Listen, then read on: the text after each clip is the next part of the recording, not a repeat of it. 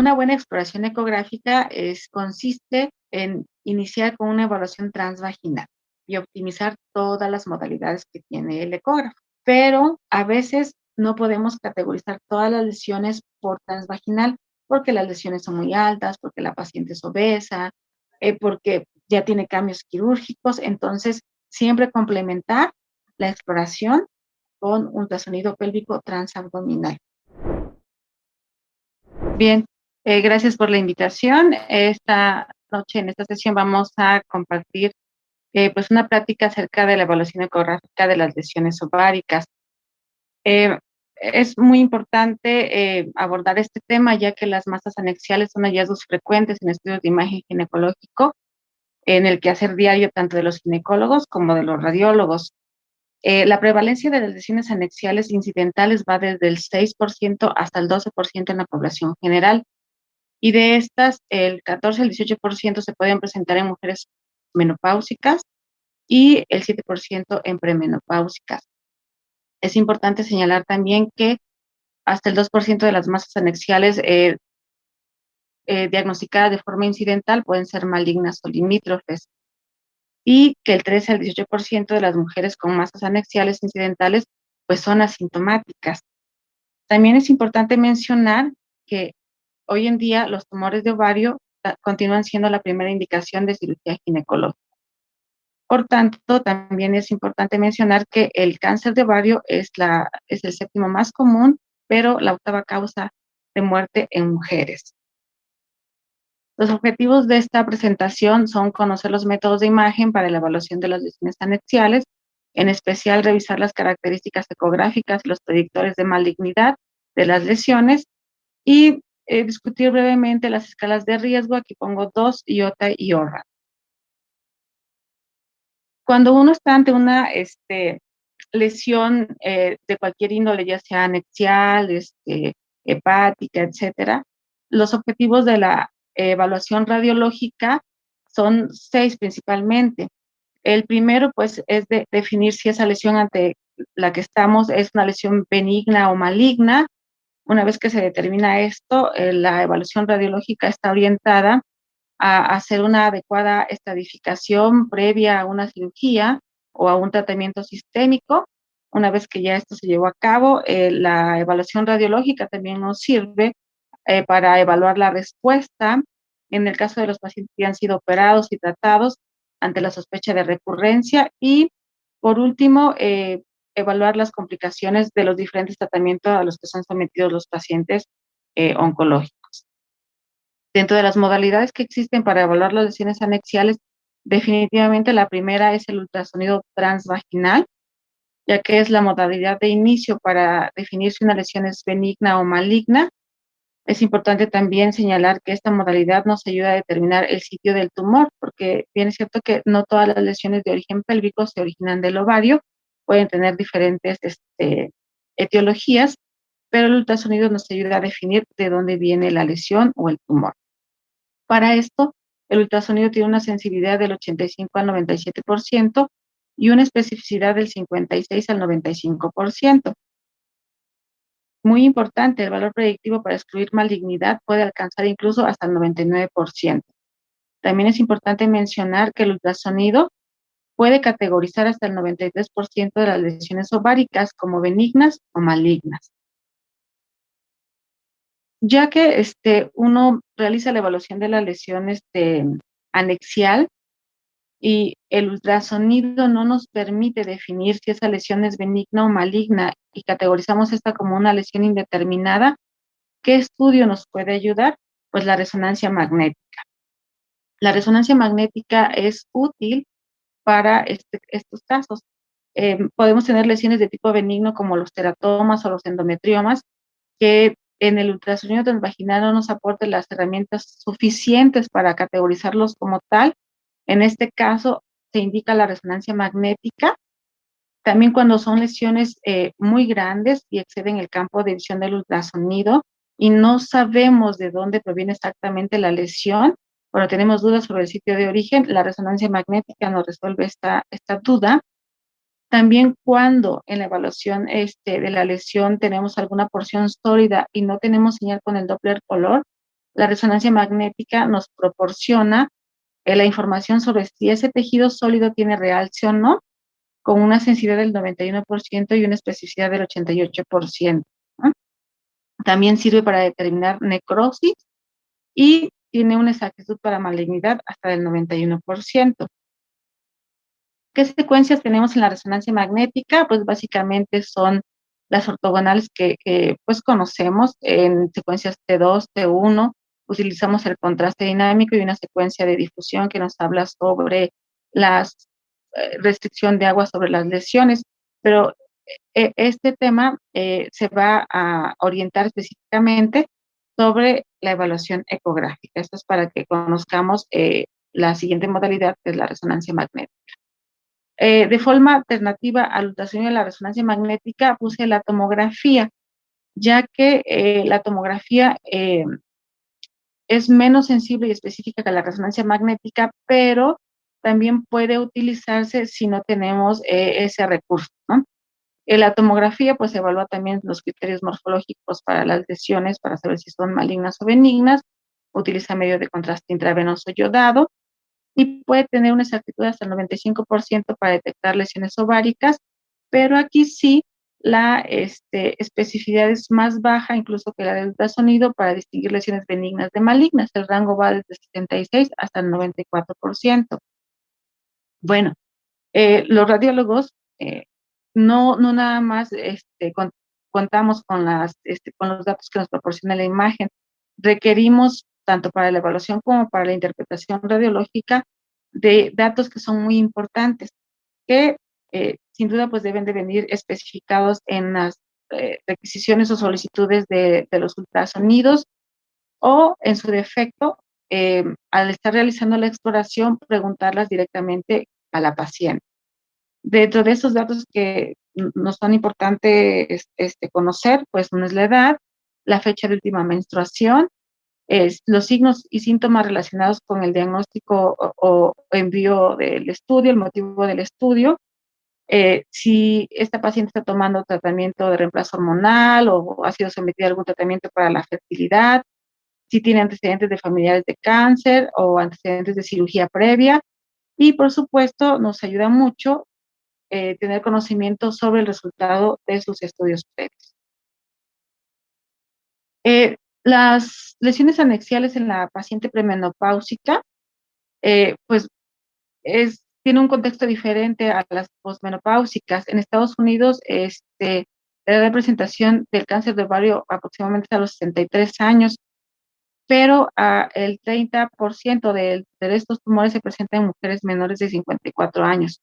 Es importante saber también que los quistes funcionales y las neoplasias eh, pueden ser comunes en pacientes de edad reproductiva y perimenárquicas, pero sí es importante saber que la sospecha de malignidad se incrementa ya en la peri o en la menopausia.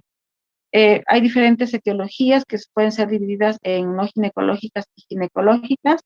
Dentro de las no ginecológicas, pues puede haber divertículos colónicos, abscesos, tumores del apéndice, divertículos vesicales, incluso variantes anatómicas como el riñón pélvico y los quistes paratubáricos que deben ser considerados como causas de lesiones anexiales de origen no ginecológico. Dentro de las ginecológicas las podemos dividir en tres, en las que se originan en el ovario, las lesiones tubáricas y otros, ¿no? En el ovario la que más nos preocupa es el cáncer de ovario, y hay otros como la enfermedad metastásica, quistes funcionales, ovarios poliquísticos y también neoplasias de origen benigno. Dentro de las lesiones tubáricas, pues puede haber también cáncer originado en las trompas uterinas, embarazo ectópico, causas infecciosas como el Piosalpins o el hidrosalpins. Y otros que no son de origen ovárico ni tubárico, pues pueden ser los fibromas de ligamento ancho, incluso implantes endometriósicos. También las lesiones anexiales en la paciente posmenopáusica pueden dividirse en malignas y benignas y del mismo origen, tanto extraovárico, ovárico y no ginecológico. Bien, ¿qué hacemos los radiólogos para categorizar las lesiones anexiales? Desde 1999 se hicieron esfuerzos por estudiar las características de las lesiones ováricas y tratar de predecir qué lesiones pudieran ser sospechosas de malignidad. Esto inició con los patrones de reconocimiento. En el 2000 se generaron por el grupo de estudio IOTA reglas simples y un índice de cálculo de malignidad para estas lesiones. Eh, la Universidad de Kentucky, el grupo de estudio de la Universidad de Kentucky, pues propuso un índice morfológico. En el 2009 también otro grupo de trabajo propuso una escala de clasificación que es el GRADS. El 2010 también la Sociedad de Radiólogos en Ultrasonido contribuyó con una escala para evaluar las lesiones de origen anexial de tipo incidental. De tal forma que todos estos trabajos, desde el 99 hasta el 2010, fueron tomados en cuenta para que el Colegio Americano de Radiología propusiera una escala que es similar, o bueno, se basa también en el BIRADS, en este caso se conoce como ORADS, que nos ayuda a reportar y categorizar las lesiones anexiales.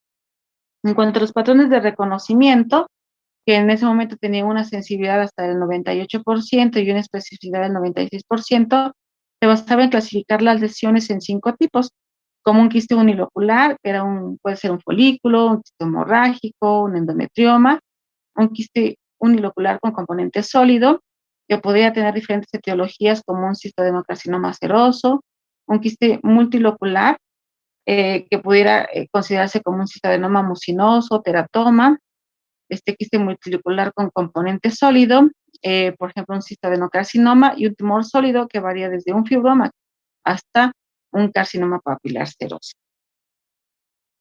En cuanto a IOTA, IOTA propuso algo que se llama reglas simples, donde se evalúan criterios de benignidad y criterios de malignidad. Los criterios ecográficos de benignidad están considerados como una lesión unilocular, que la lesión tenga un componente sólido menor a 7 milímetros, que tenga una sombra acústica, que sea un tumor multilocular menor a 10 centímetros, pero sin áreas sólidas, y que al utilizar el modo Doppler color, pues que no haya vascularidad.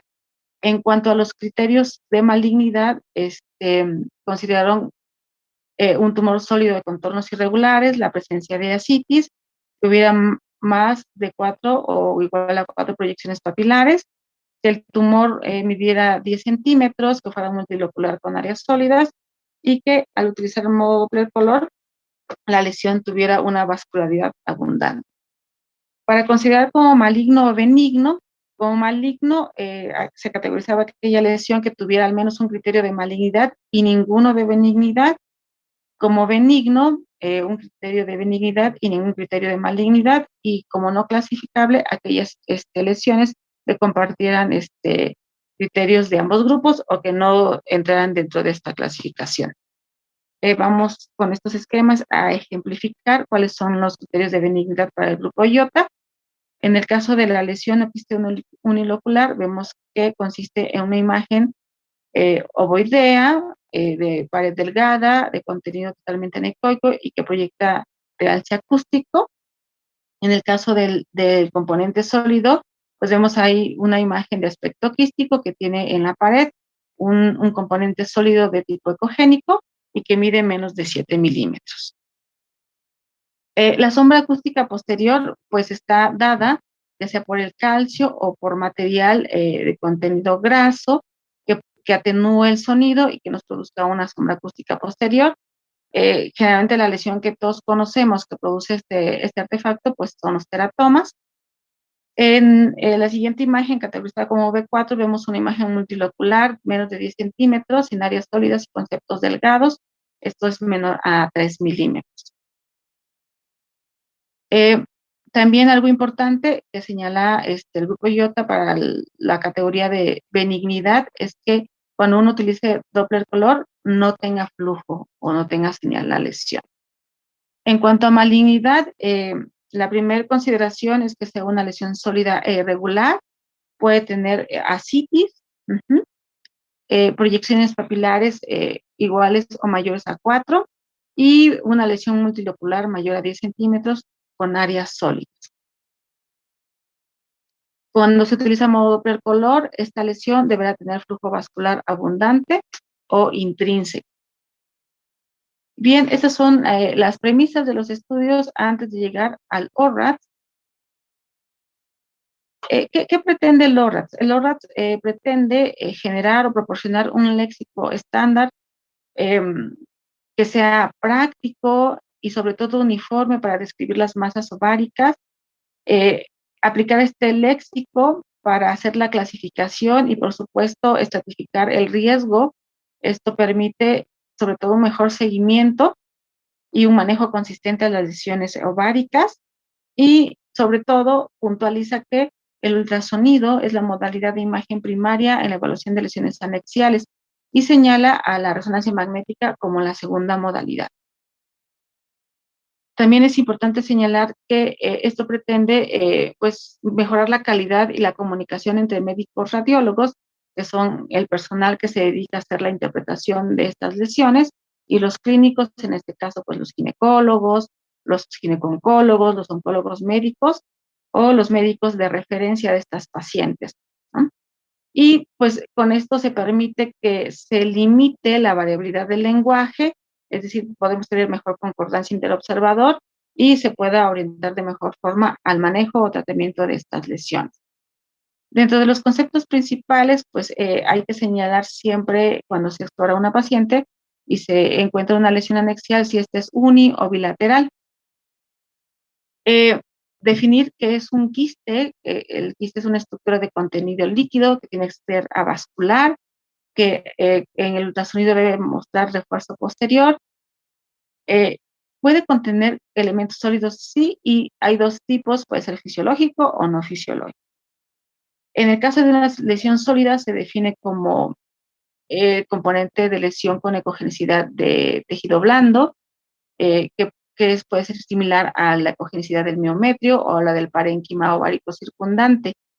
Elementos no sólidos que se pueden confundir con una lesión, pues son los coágulos, o engrosamientos focales de la pared del quiste. Vamos a ver ejemplos de quistes de origen fisiológico. Los que todos conocemos son los folículos, que se consideran como quistes simples y que deben de medir menos de 3 centímetros en las pacientes premenopáusicas. El cuerpo lúteo también es considerado como una estructura de tipo fisiológico. Este quiste va a presentar una pared gruesa y va a medir menos o igual a 3 centímetros, puede tener ecos internos finos y con el modo Doppler color va a mostrar vascularidad periférica. Es muy importante señalar que para hacer la correlación del diagnóstico de cuerpo lúteo hemorrágico, hay que conocer la fecha de última menstruación de la paciente y correlacionarla con las imágenes que estamos observando. En cuanto al concepto de lesión, el ORAS considera que una lesión se define como una parte del ovario que no es consistente con la fisiología normal, es decir, que es una masa anexial. ¿Y cómo las vamos a dividir? Vamos a dividirlas con un quiste unilocular sin componente sólido, un quiste unilocular con componente sólido, quiste multilocular sin elemento sólido, un quiste multilocular con componente sólido y un tejido sólido, que puede ser mayor o igual al 80% del tamaño de la lesión, mayor de 3 centímetros en el caso de que tenga el componente sólido. Y aquí vemos ejemplos de lesiones que son mayores a 3 centímetros. Vemos un quiste unilocular sin componente sólido, que de diferentes presentaciones, uno que es totalmente anecoico, hay otro que tiene un componente cogénico de aspecto reticular.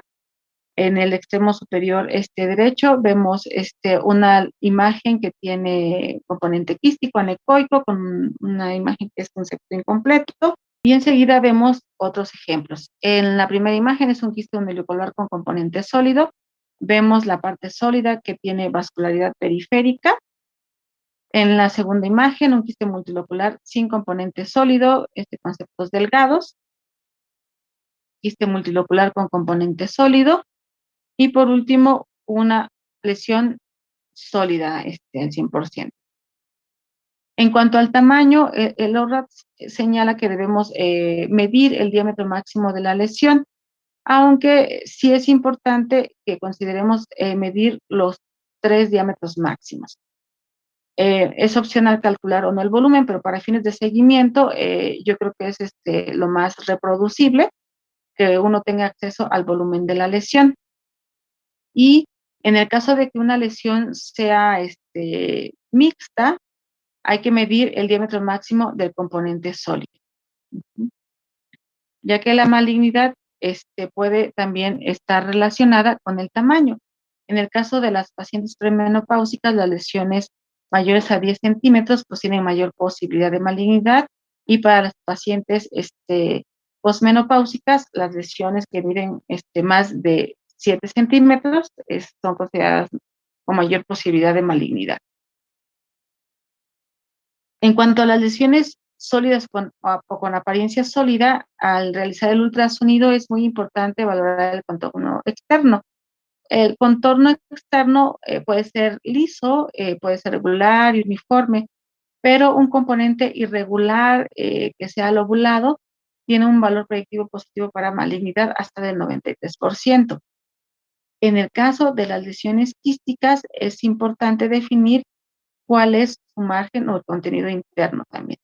Eh, Puede ser que esta lesión tenga o no calcificaciones, que estas calcificaciones puedan tener o no sombra acústica, y el referirlas como hipo, iso o hiperecoicas, pues se toma como referencia el estroma ovárico, si es que se ve, porque hay lesiones a veces muy grandes que no permiten ver el estroma ovárico, o el miometrio. En el caso de las lesiones quísticas, aparte de ver el contorno externo, es importante ver o analizar el margen interno, que puede ser liso o puede ser irregular, formando proyecciones papilares o áreas sólidas, y también puede haber calcificación total o discontinua. El contenido interno de la lesión quística o el componente quístico puede tener varias apariencias. Por ejemplo, si estamos ante una lesión totalmente anecoica, pues nuestro primer diagnóstico es un quiste simple. Los tumores dermoides, los quistes hemorrágicos o los endometriomas pueden tener componentes de tipo ecogénico, pero también los endometriomas pueden tener una apariencia en vidrio esmerilado con ecos homogéneos de bajo nivel, ¿no? Cuando estamos ante ecos dispersos de bajo nivel, se puede tratar de mucina, y en el caso de las lesiones que puedan tener un nivel líquido-líquido, puede tratarse de un quiste hemorrágico o de un quiste dermoide. Aquí vemos ejemplos de una lesión homogénea, unilocular, que muestra ecos de bajo nivel, con una apariencia en vidrio deslustrado, y esto corresponde a un endometrioma. Los siguientes casos también son lesiones de tipo unilocular, de aspecto quístico, pero vemos ecos finos que incluso forman, en la segunda imagen, forman nivel, y fue un cistadenoma mucinótico. Cuando estamos ante una lesión que tiene un componente hiperecoico con sombra posterior, que puede tener líneas y puntos hiperecogénicos o estructuras esféricas ecogénicas flotantes, pues enseguida nuestra mente piensa en un diagnóstico de quiste dermoide, que puede tener diferentes apariencias, como vemos en estas imágenes. Puede ser una imagen unilocular, que tenga un nódulo ecogénico que proyecte sombra acústica. En la imagen intermedia puede ser una imagen de aspecto quístico, con ecos de bajo nivel de aspecto lineal. Y en la imagen de su extrema derecha vemos a una imagen quística que tiene varios nódulos ecogénicos, que incluso si hacemos exploración bimanual o movemos un poco a la paciente, esos nódulos pueden moverse. Entonces, estas son las diferentes apariencias de un quiste dermoide. Cuando tenemos la conjugación de un patrón reticular o un coágulo retráctil, pues el diagnóstico que sospechamos es un quiste hemorrágico, que puede tener estas apariencias. Quizás la más típica es de la imagen superior derecha, donde vemos una imagen de aspecto quístico, de contornos lobulados, su pared delgada, el interior es reticular, y si vemos que en esta imagen tiene modo Doppler color, no hay señal ni intra ni alrededor de la lesión. En las imágenes inferiores estamos ante un quiste de aspecto hemorrágico, pero con coágulo retráctil. Eso nos puede crear un poco de confusión o dudas si decir si esto que estamos viendo es una porción sólida o es un coágulo retráctil. ¿Cuáles son los indicadores para decir si es sólido o es un coágulo? Pues bien, uno de los aspectos importantes es que la ecogenicidad de la porción que vemos como ecogénica o sospechosa no suma ecogenicidad con la pared. Podemos ver una pequeña interfase entre la pared del quiste y la estructura que se está planteando como coágulo retráctil. La segunda opción es que esta imagen pues no tiene señal con el Doppler color. Si vemos aquí hay dos imágenes, una con Doppler color y otra con Doppler de potencia. Al hacer el ajuste con Doppler de potencia, pues este detecta flujos más bajos y vemos que esta imagen no tiene señal. Entonces, por lo tanto, podemos decir que sí es un quiste hemorrágico con coágulo retráctil. Hola doctoras y doctores, les damos la bienvenida a Training Talks, una iniciativa de educación de Premium Systems. Nuestro objetivo es ser una plataforma donde podrán encontrar los mejores temas de actualización médica. Les invitamos a que dejen un like en este video y se suscriban al canal. De esta forma nos ayudan a crecer y seguir ofreciendo el mejor contenido. En Training Talks, junto a Premium Systems, impulsamos el futuro médico. En el caso de los septos, es importante saber que la definición de septo es una línea o una hebra de tejido que se va a extender de pared a pared y se puede ver completamente en todos los planos. Esto es un septo. De lo contrario, si no podemos ver el otro extremo, es un septo incompleto. Y los septos, dependiendo de su grosor, pues se van a dividir en septos finos y septos gruesos. Los septos finos, pues son aquellos que miden menos de 3 milímetros y estos se pueden presentar en lesiones de baja sospecha de malignidad, como los histoadenomas. Y los septos gruesos, que son mayores a 3 milímetros, pues se presentan en lesiones que son de alta sospecha de malignidad. Aunque aquí también podemos agregar otros descriptores al septo. Si ese septo es liso, si es irregular, si tiene un no flujo con el modo Doppler color. En el caso de las lesiones que son quísticas con componente sólido o aquellas que son de apariencia totalmente sólidas, pues los descriptores que se utilizan para este tipo de lesiones son las proyecciones papilares o nódulos, que se definen como un componente sólido que mide mayor a 3 milímetros y que surge de la pared o de un tabique. Y para ver si tiene posibilidad de malignidad o no, estas proyecciones papilares pues deben ser mayores o iguales a 4 en número. En cuanto al componente sólido, pues podemos definirlo como un componente o contorno uniforme del componente sólido y el componente también puede ser irregular y sólido. La vascularidad, ORAD señala como circunferencial o interna. Si estamos evaluando una lesión, es importante saber si esa lesión tiene vascularidad periférica o circunferencial, si está nada más enfocada solamente a la pared y qué porcentaje de esa pared está vascularizada. O si la vascularidad es interna, si está en toda la lesión, solamente en el componente sólido o una porción de la pared o de un tabique. Y para dar puntuación a la vascularidad, podemos definirla como no flujo, le damos puntuación de 1, como mínima puntuación 2, como moderada 3 y como marcada 4. Y aquí tenemos ejemplos de la vascularidad intralesional de las lesiones. Otras cosas que también debemos de incluir, que son ya hallazgos que son más bien de la pelvis o lo que podemos encontrar, es, aparte de la lesión anexial, que otras características encontramos en la evaluación ecográfica. Puede ser que tengamos líquido, que puede ser anexial, o que se encuentre en el fondo de saco y hacia las fosas, eso ya está considerado como ascitis.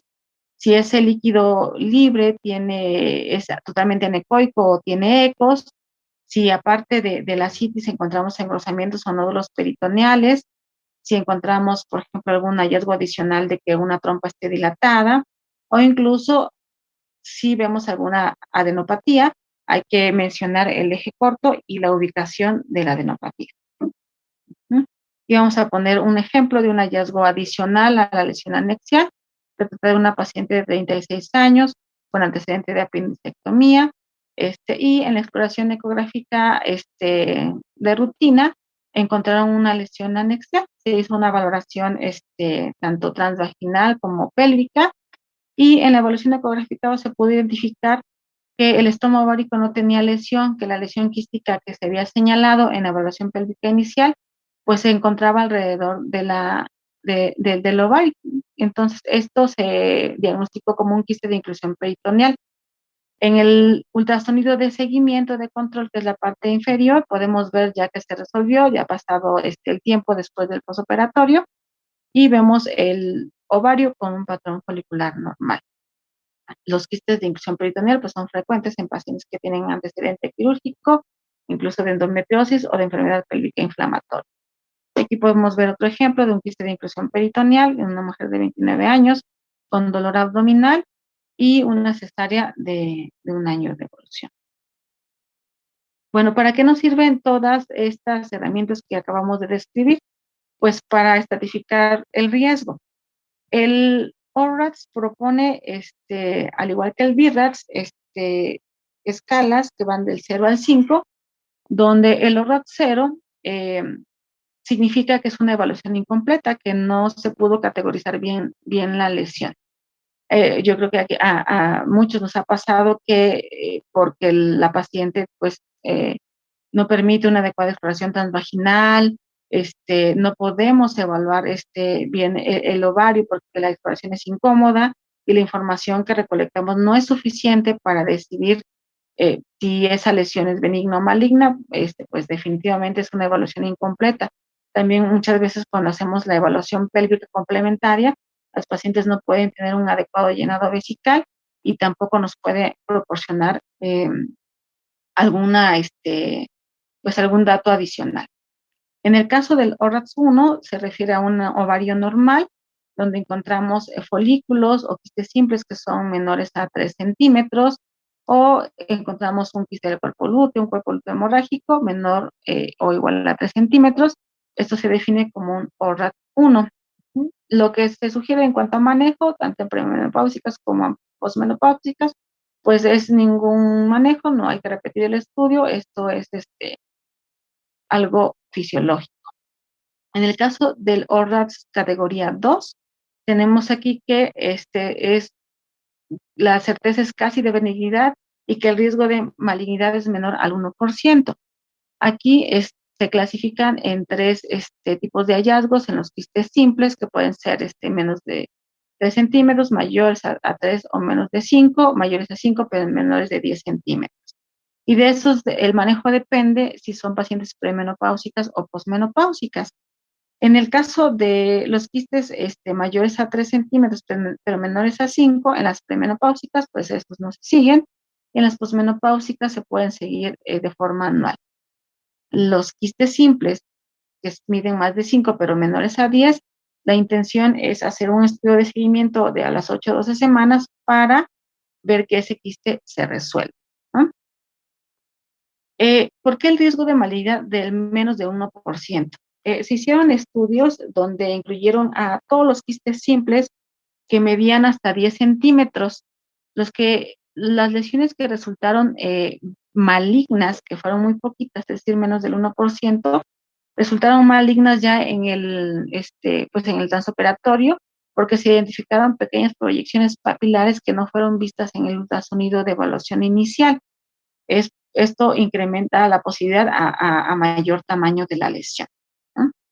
En caso de los quistes uniloculares no simples, pero que tienen margen interno liso, las lesiones menores a 3 centímetros, en las pacientes premenopáusicas, pues no tienen ninguna indicación, pero en las posmenopáusicas sí. Esas lesiones deben ir a seguimiento, o si la paciente tiene factores de riesgo, pues hacer mandarla al especialista o hacerle un estudio de resonancia magnética para categorizar esta lesión. En el caso de los quistes uniloculares no simples, que miden más de 3 pero menos de 10, en las pacientes premenopáusicas se indica un seguimiento de ultrasonido de 8 a 12 semanas. y en el caso de las posmenopáusicas incluso se puede sugerir una resonancia magnética. Aquí tenemos ejemplos de lesiones tipo ORATS1. Vemos un quiste simple, un ovario normal, un cuerpo lúteo en las imágenes inferiores. Y tenemos ejemplos también de ORATS2. Vemos un quiste hemorrágico, un quiste dermoide, un hidrosalpinx, un endometrioma y un quiste paraovárico.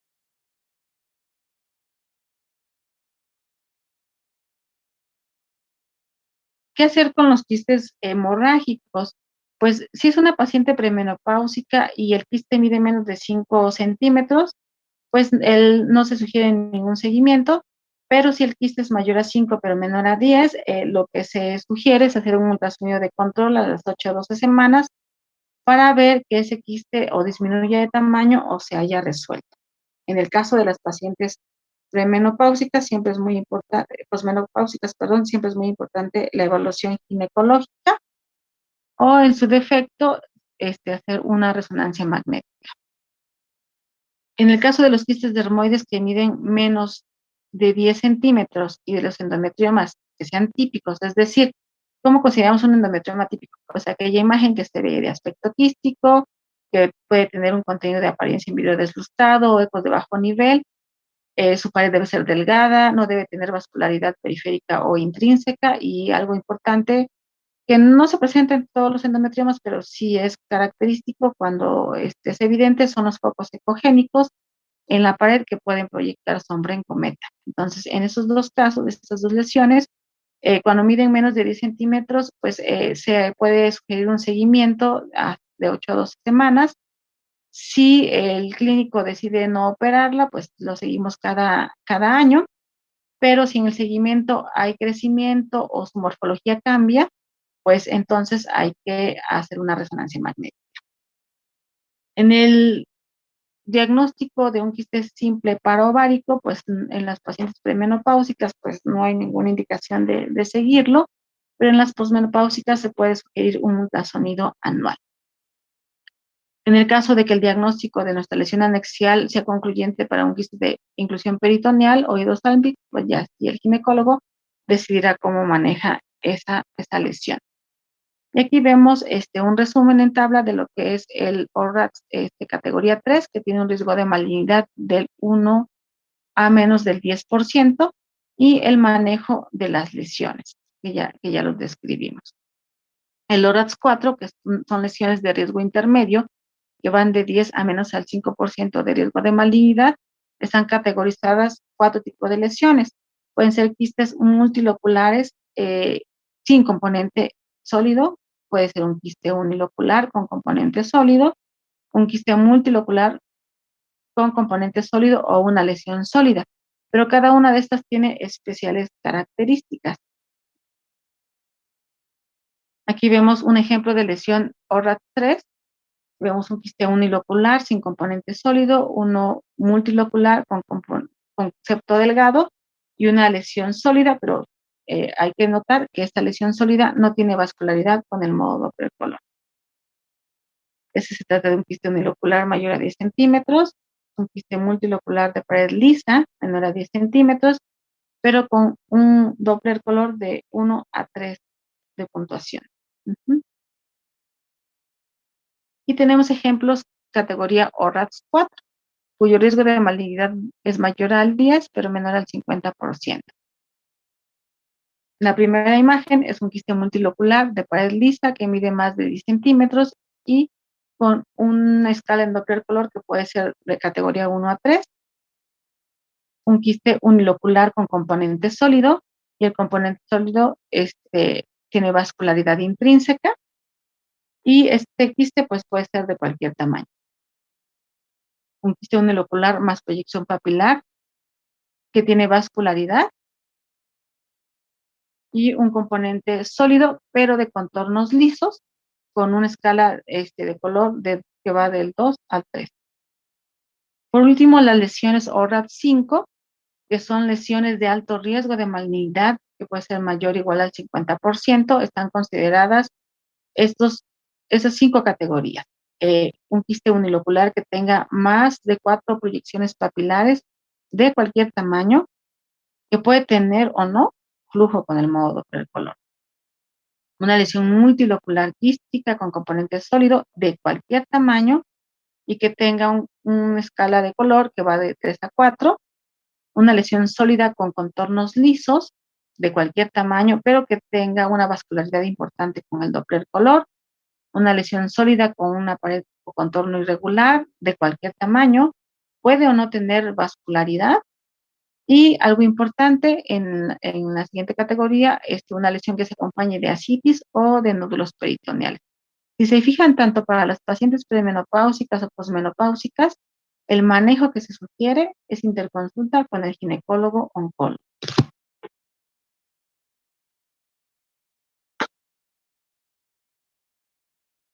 Eso es en resumen cómo categoriza ORAPS las lesiones anexiales.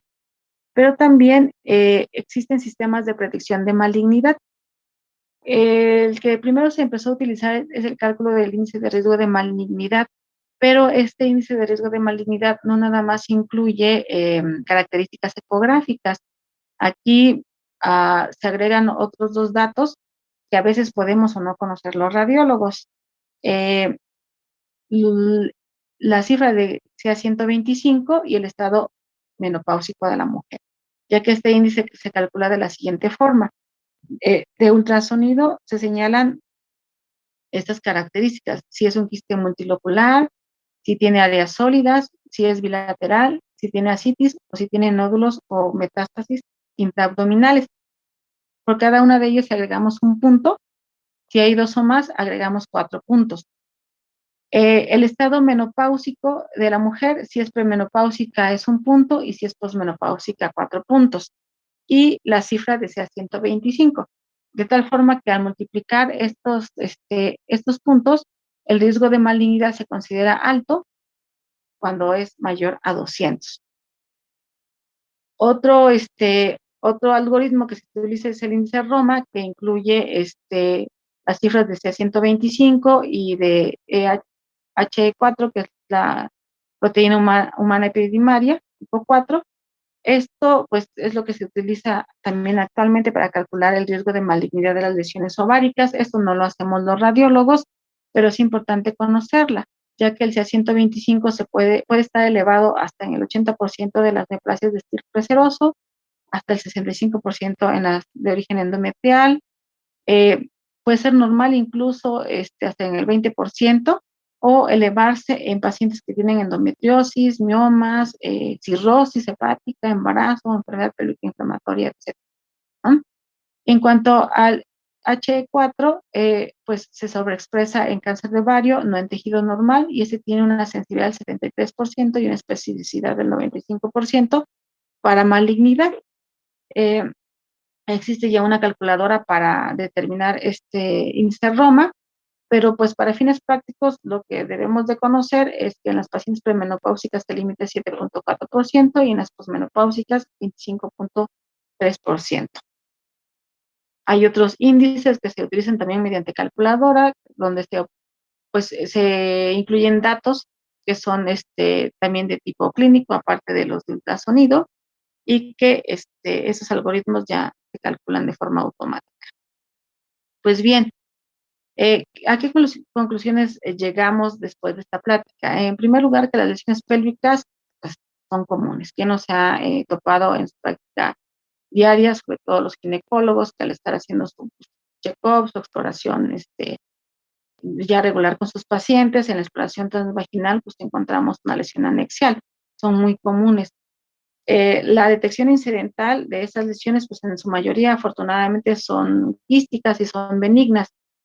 El diagnóstico, pues depende de su aspecto por imagen. Podemos conjugar estas tres modalidades, pero recordar siempre que el ultrasonido es la herramienta inicial, la que nos proporciona la mayor información y que, pues, en casos de lesiones indeterminadas, pues recurrimos a la resonancia magnética. Es importante también no solamente ver la imagen, sino que el radiólogo o el profesional, el ultrasonografista, el ginecólogo que está haciendo el ultrasonido, pues tome en consideración otros aspectos importantes, aparte del aspecto ecográfico, como es la edad y el estado menstrual de la paciente. Generalmente también las mujeres premenopáusicas que tienen lesiones quísticas menores a 3 centímetros, pues van a ser lesiones de tipo benigno.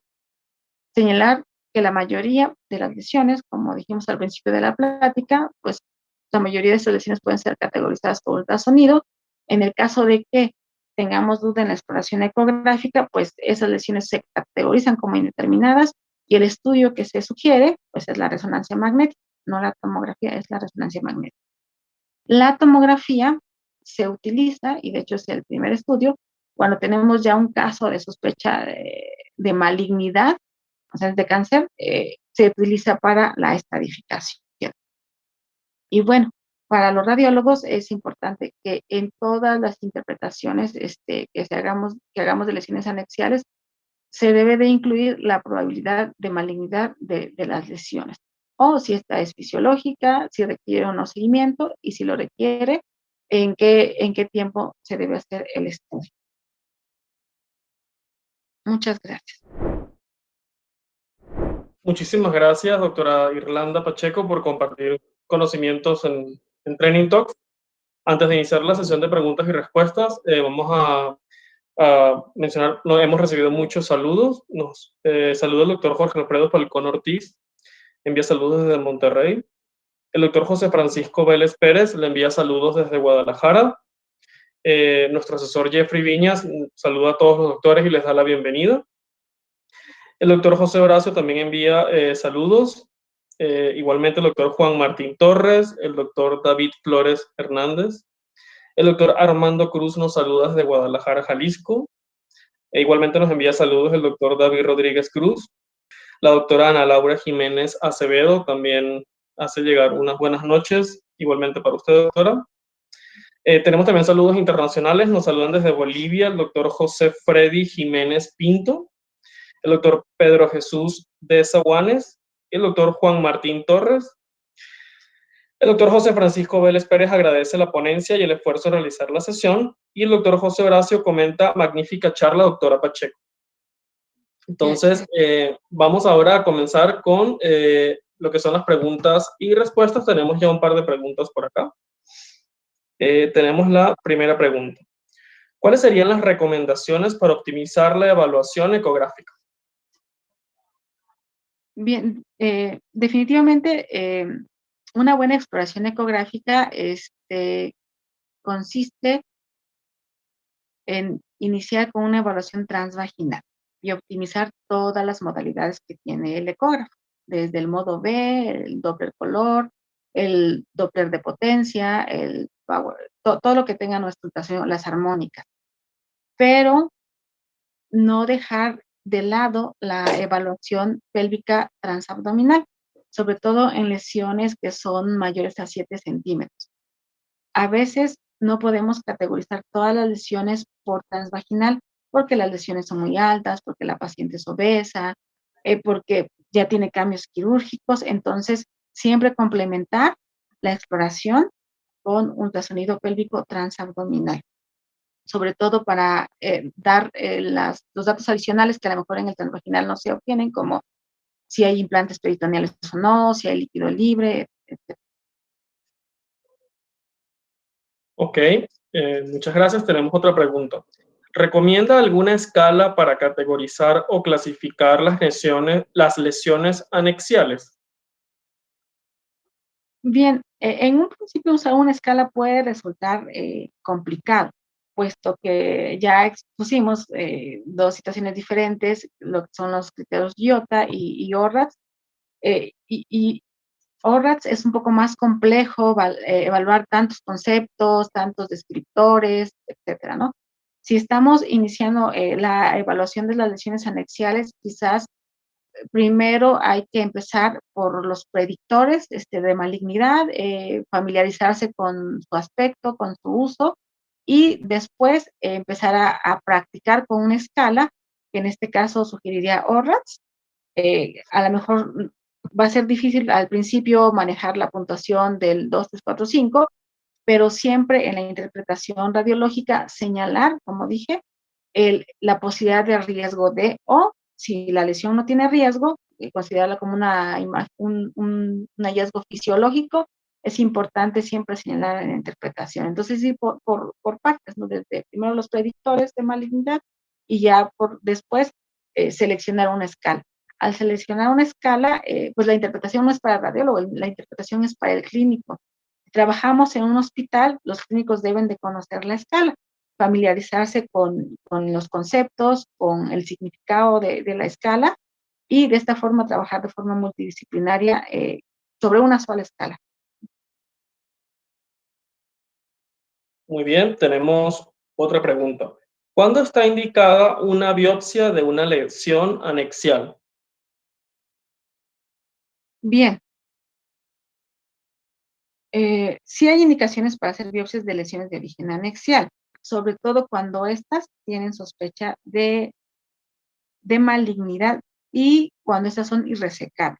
Sí, los ginecólogos pues, saben perfectamente que una lesión que se puede operar, esa va directamente a cirugía, pero cuando ya tenemos una lesión que tanto clínicamente como ecográficamente es de alta sospecha para malignidad, y esa lesión ya no cumple con los criterios de resecabilidad, es decir, ya no se va a operar, entonces sí está indicada hacer una biopsia de esa lesión. Y pues de nuevo, doctora Irlanda Pacheco, agradecemos que nos hayas acompañado. No sé si quieres dar un comentario final referente a tu ponencia y la importancia de trabajar conjuntamente el ginecólogo, el radiólogo, algún comentario final. Bien, esto que señala es muy importante. El radiólogo pues tiene la función pues, de realizar un buen estudio, de hacer una buena caracterización de la lesión y de concluir de forma adecuada el reporte del ultrasonido, pero esta información tiene que ser transmitida hacia el ginecólogo, el ginecólogo oncólogo, el clínico, el que esté evaluando al paciente. Debe haber una retroalimentación.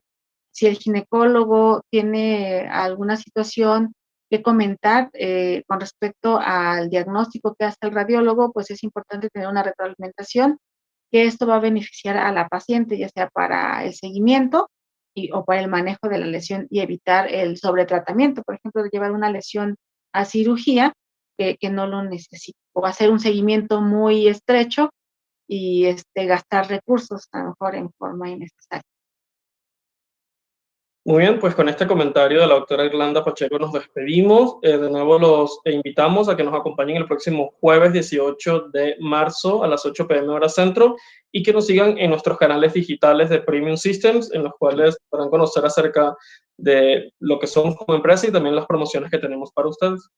Agradecemos de nuevo que nos hayan acompañado, doctora Irlanda. Muchísimas gracias. Que estén muy bien. Buenas noches. Hasta luego. Cuídense. Bye.